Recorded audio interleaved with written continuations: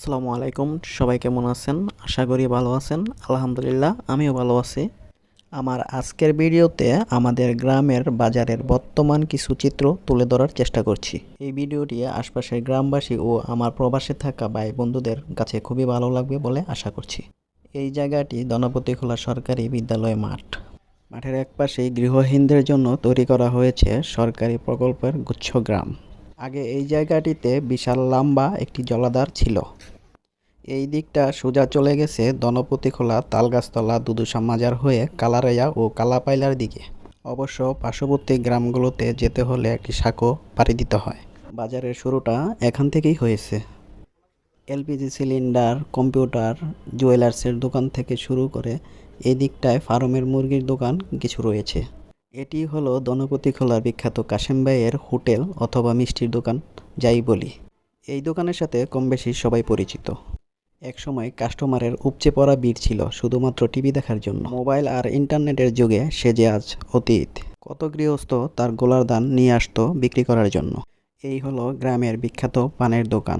তার পান খাওয়ার মাধুর্য দেখে আমার নিজেরই পান খেতে ইচ্ছে করে। ইচ্ছে করবেই না কেন, পান যে বাঙালির ঐতিহ্যের সাথে মিশে আছে। এই জায়গাটি বাজারের মূল সড়ক। বর্তমানে বাজারের এক প্রান্ত থেকে অন্য প্রান্তে যাওয়ার জন্য এই রাস্তাটি সচল রয়েছে। আসলে আমাদের গ্রামের বাজার যে তার জৌলস হারিয়েছে অনেক আগেই, তা এই ভিডিওতেই বুঝতে পারবেন। আগে যখন সকাল 6টা থেকে 10টা পর্যন্ত লোক সমাগম ছিল প্রচুর, এখন সেখানে সকাল 8টা থেকে 8:30টার মধ্যেই লোক সমাগম শেষ হয়ে যায়, ক্রেতা শূন্য হয়ে পড়ে বাজার। এক সময় বর্ষাকালে এই মাছ বাজারে বিক্রেতার অভাব ছিল না, ক্রেতাও ছিল প্রচুর। এখন শুধুই ফাঁকা পড়ে থাকে। বিক্রেতার মাছের ডালা ও ঝুড়ি, লুঙ্গি ও গামছার দোকান পাট বসত বেশ বড় পরিসরে। বসত দেশি গাভীর দুধের বালতির লম্বা সারি। এখন দুধ পাওয়াই যে বড় দুর্লভ। গৃহস্থ বাড়ির নানা শাকসবজিতে পরিপূর্ণ ছিল বাজার। কেউ কেউ হাঁস মুরগির ডিম, হাঁস মুরগি, বাড়ির নানা ফল ফলাদি নিয়ে আসতো বাজারে। এসব এখন পাওয়া যায় না বললেই চলে। কিছু কিছু জিনিস এই বাজার থেকে একেবারে বিলুপ্ত হয়ে গেছে বললেই চলে।